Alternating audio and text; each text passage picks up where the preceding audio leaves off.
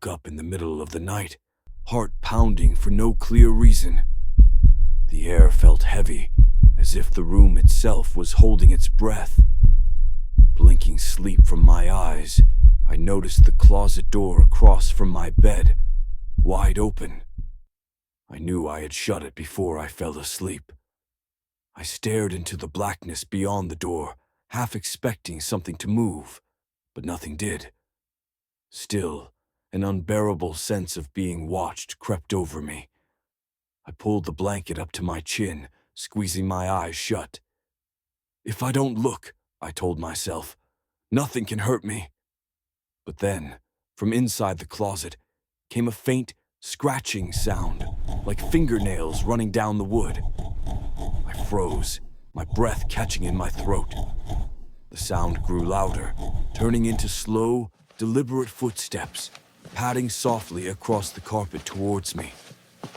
Eyes still shut tight, I could feel the presence loom closer, the air growing colder with every step. Against every instinct, I opened my eyes.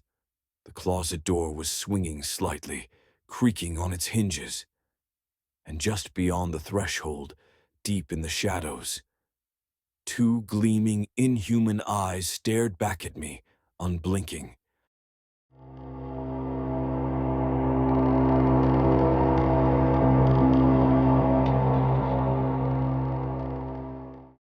Growing up, my bedroom was on the second floor of our old house, surrounded by thick woods.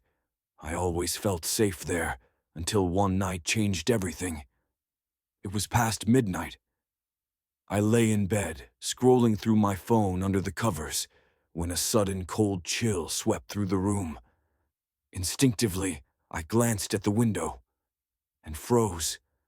There, pressed against the glass, was a pale, grinning face. Its eyes were wide and lifeless, mouth stretched into an unnatural smile that showed too many teeth. I screamed, the phone slipping from my hand, and stumbled back against the wall. When I finally worked up the courage to look again, the face was gone. But something even worse remained.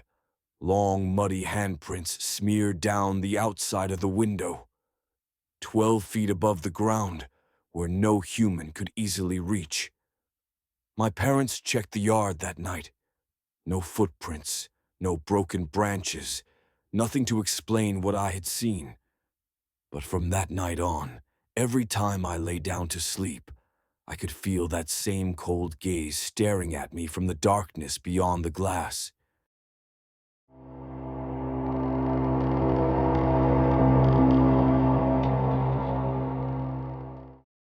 It was a long drive home, and exhaustion was creeping in. I pulled into a lonely gas station on the side of the highway, the kind that looked abandoned even when it wasn't. Inside, everything felt off. The buzzing fluorescent lights, the stale smell in the air. I hurried into the restroom, splashing cold water on my face to wake up. When I looked up at the mirror, my reflection was smiling, but I wasn't. At first, I thought it was a trick of the light. I moved slightly to the left. The reflection didn't. It kept smiling. And slowly its grin widened unnaturally, stretching to the very edges of its face. My chest tightened. The restroom lights began to flicker, casting shadows that seemed to slither along the walls. I stumbled backward, heart racing, but the reflection leaned forward, as if trying to crawl through the glass. Without thinking, I bolted out of the restroom, nearly knocking over a rack of snacks. When I turned back to look, the gas station was dark, completely abandoned, and the restroom door I had just walked out of was gone.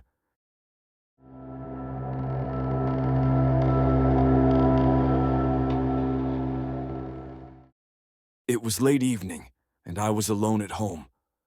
The house creaked and groaned with every passing gust of wind outside, but I was used to it. I sat in the living room, half watching TV, when I heard my mom's voice call from upstairs. "Come here, quick." There was an urgency to her tone that made me jump up immediately. I started up the stairs, my hand grazing the wooden banister. Halfway up, my phone buzzed in my pocket. I pulled it out, glancing down. It was a text from my mom. "I'm not home. Stay downstairs. Don't go upstairs." I froze, blood draining from my face. Slowly, I looked up the staircase. The upstairs hallway was pitch black, but at the very top, just barely visible, was the faint outline of a figure standing completely still, waiting. I didn't think. I ran, bolting out of the house into the freezing night, not stopping until I reached the neighbor's porch. Later, when we checked the house, there was no one there. But muddy footprints led from the upstairs hallway to the staircase, and then they simply vanished.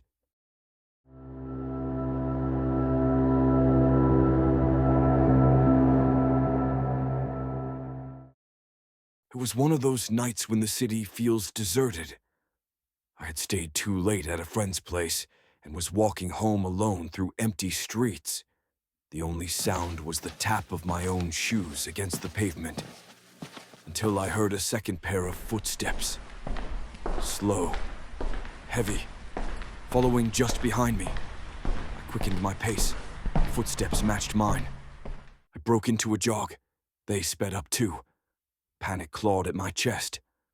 I ducked into a side alley, hoping to lose whoever was behind me. But the alley was a dead end. Breathless, I spun around. There was no one there, only the dark, empty street stretching behind me.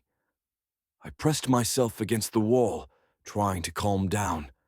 That's when I heard it. The soft scrape of shoes against the ground, coming closer. But there was no shadow, no figure.